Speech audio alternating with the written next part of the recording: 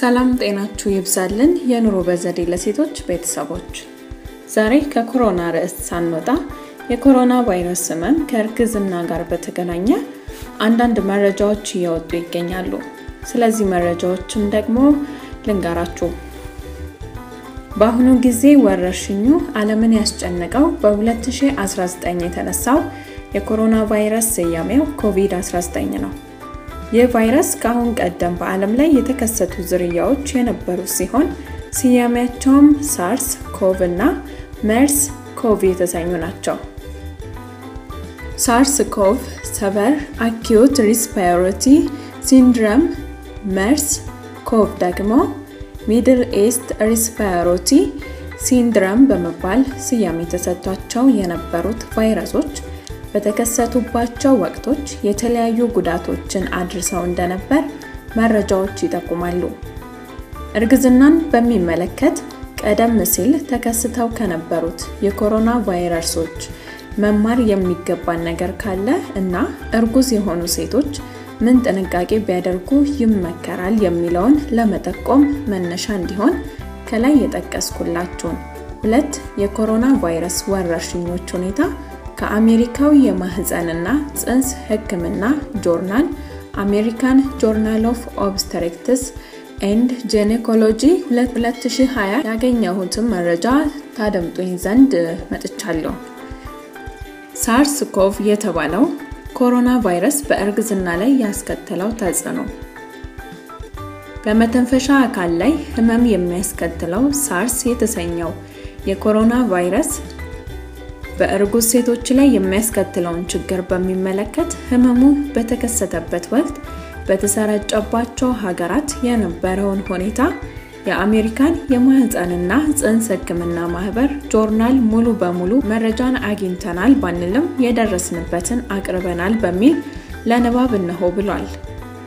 ሳርስ ኮቭ በሚል ስያሜ የተጠራው ኮሮና ቫይረስ እንደ አውሮፓውያን አቆጣጠር ፌብሩዋሪ 2003 ዓ.ም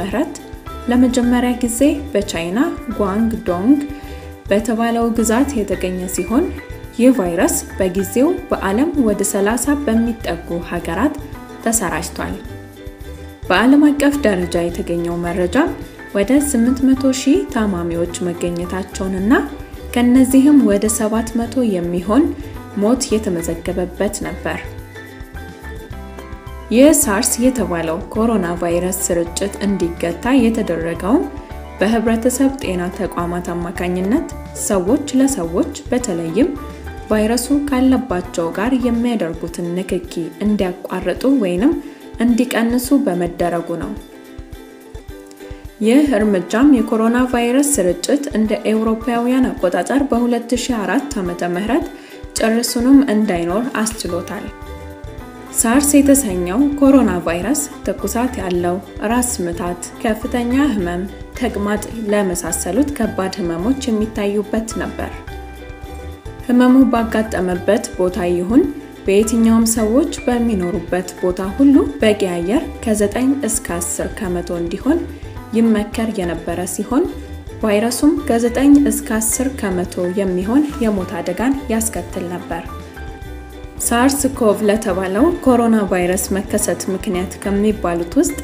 በሀገራችን የሌሊት ወፍ ተብለው የሚጠሩ እንዲሁም ከቤት ውጪ የሚኖሩ አንዳንድ የድመትና የውሻ ዝርያዎችም ሊሆኑ ይችላሉ ተብለው ተገምቷል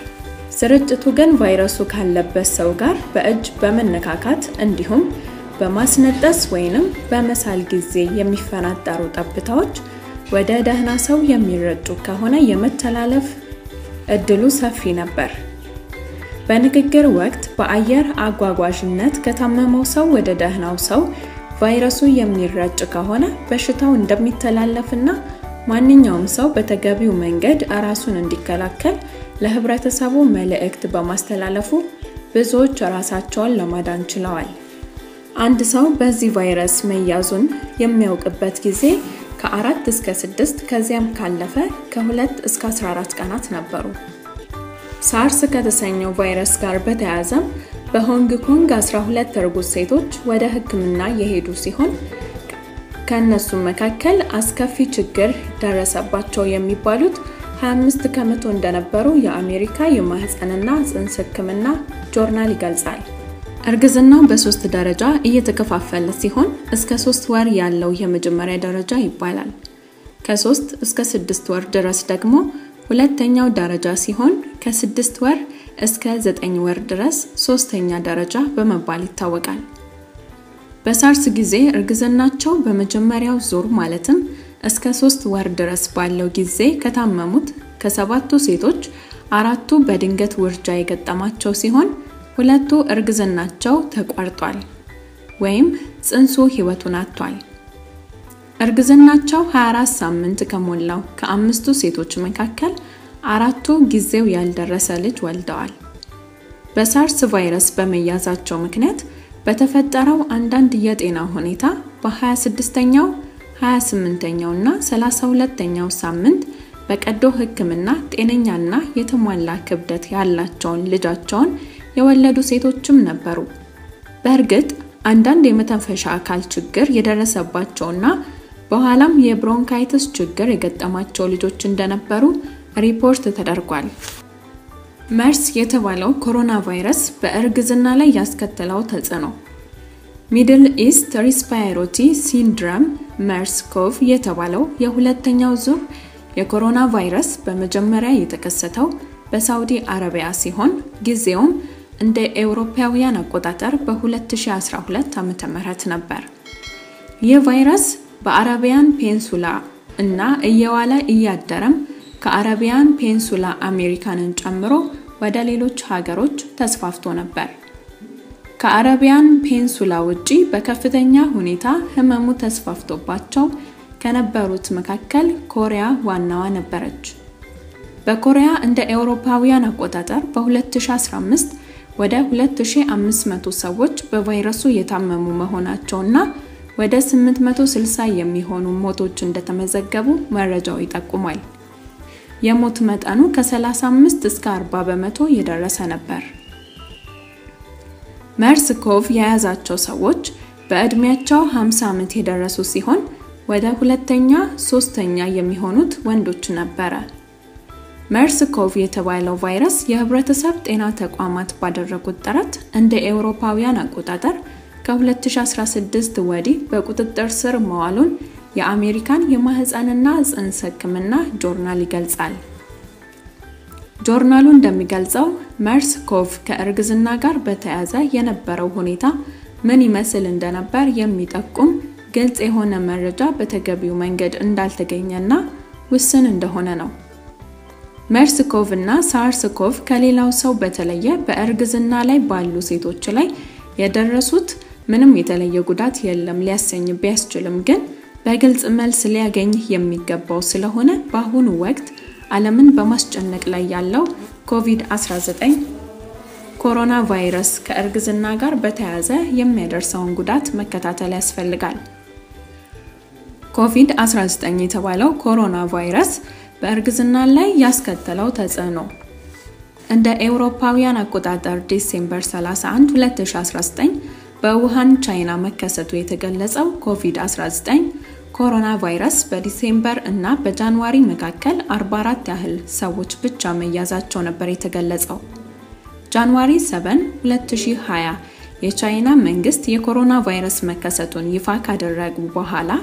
ቫይረሱ በከፍተኛ ፍጥነት በቻይና ሌሎች ግዛቶችና ወደ ሌሎች ሀገሮችም መዛመቱን ቀጠለ። ቫይረሱ መሰራጨት ከጀመረ 3 ወር ባልበለጠ ጊዜ የታማሚዎች ቁጥር በዓለም ዙሪያ በ100,000 በመድረሱ ስርጭቱ የሚያበቃበትን ጊዜ መገመት እጅግ አስቸጋሪ አድርጎታል።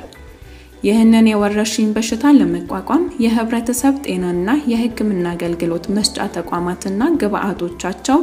ምን ያህል የተሟሉ ናቸው የሚለውን ጥያቄ ከሀገር ያለውን የተለያየ አቅም ከግምት ውስጥ በማስገባት መልስ ለመስጠት ያስቸግራል።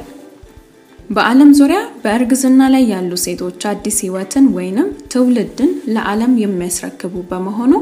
ልዩ ትኩረትና ጤንነታቸውን በአግባቡ እንዲጠበቅላቸው እንደሚገባ ዓለም አቀፉ ህብረተሰብ የሚረዳው ነው። በእርግዝና ምክንያት ሊኖሩ የሚችሉ አንዳንድ የጤና ሁኔታዎችን ከግምት ውስጥ በማስገባት ምን ያህል ጥንቃቄ ሊያደርጉ እንደሚገባ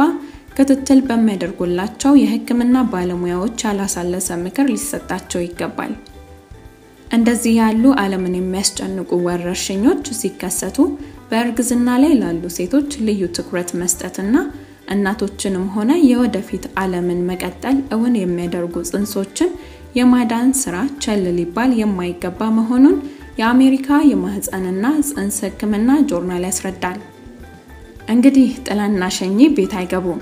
እዚህ ድረስ ካመጣኋችሁ ዳይን ተወጣው አስተዋይም መልካም ምክሩን ገንዘቡ ያደርጋል እንዲል መጽሐፈ ምሳሌ ያልኳችሁ መልካም መስሎ ቢሰማችሁ ጤና ለመሆናችሁ ዋስትና አድርጉት። የለም ጥሩ መስሎ አተላ